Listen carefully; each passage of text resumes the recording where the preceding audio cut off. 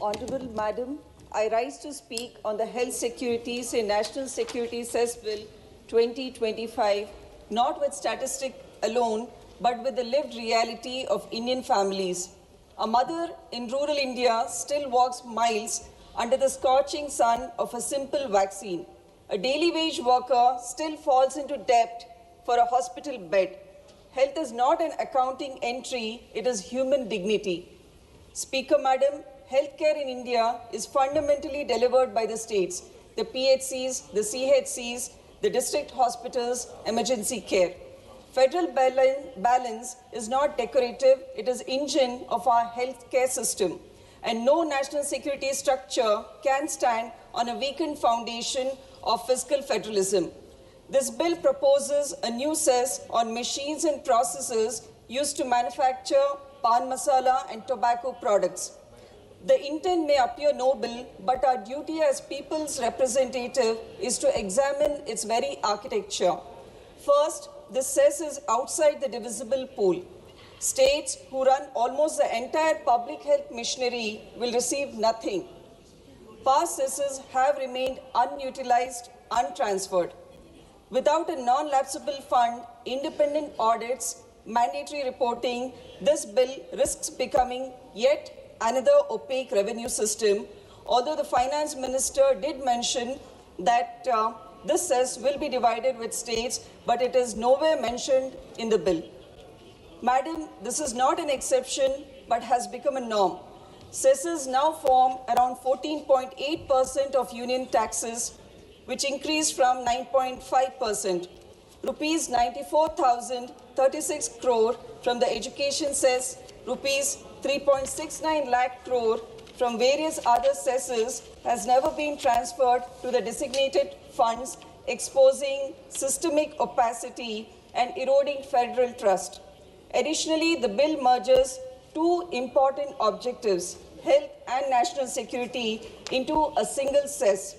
This dilutes clarity, increases the risk of diversion, and makes auditing across two priority sectors very difficult.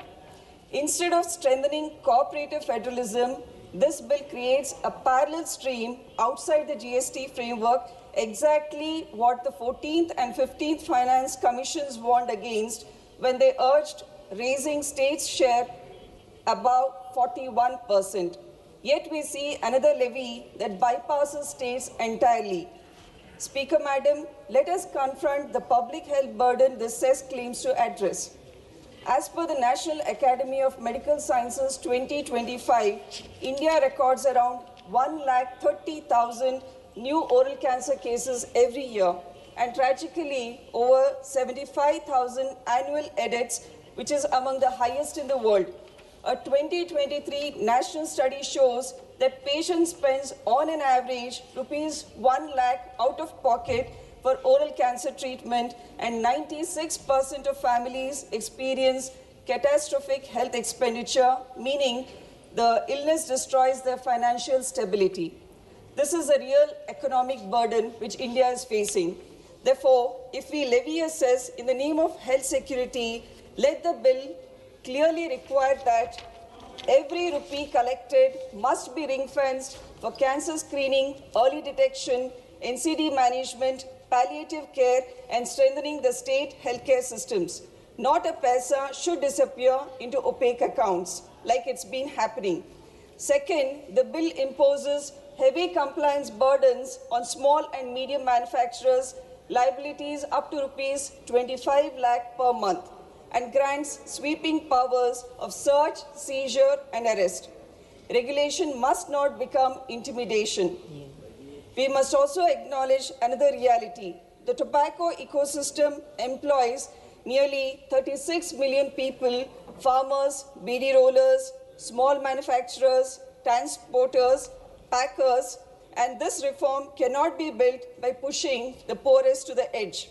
Therefore, Madam, I propose three constructive amendments. First, a turnover-based exemption threshold so that small and medium manufacturing units are not crippled by this cess and shielded from crushing compliance.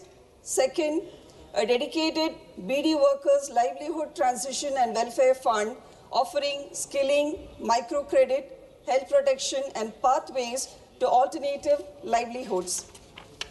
Third, a statutory requirement that a fixed percentage of the cess be transferred to the states to uphold fiscal federalism and equip the states to handle tobacco-related disease burdens.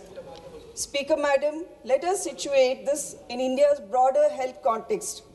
India still spends just 1.9% of GDP on health, which is far below even our own national health policy target of 2.5%.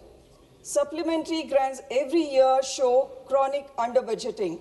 If health is a priority, it must appear in the union budget and not in the last-minute cesses. We have around 31,882 PHCs at the grassroots, but many still lack doctors, diagnostics, 24/7 services.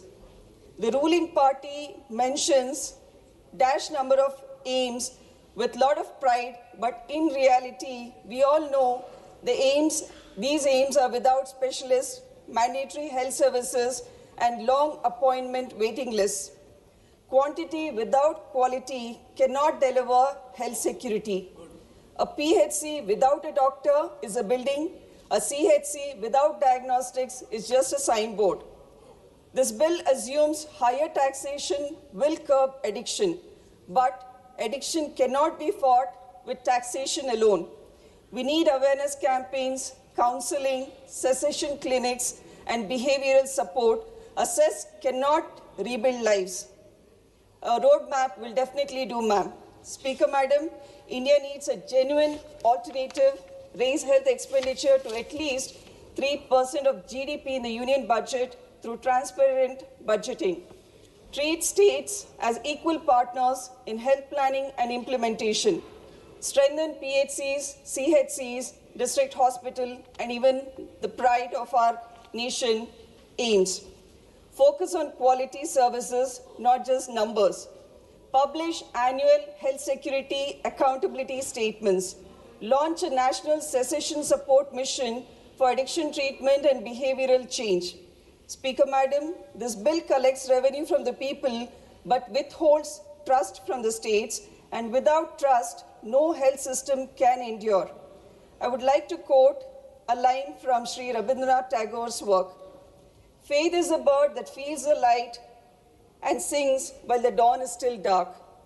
Let us not darken that faith with opacity. Let us build a system where every rupee is accounted for, every state empowered, every worker protected, and every citizen secure in health and thereby in national security.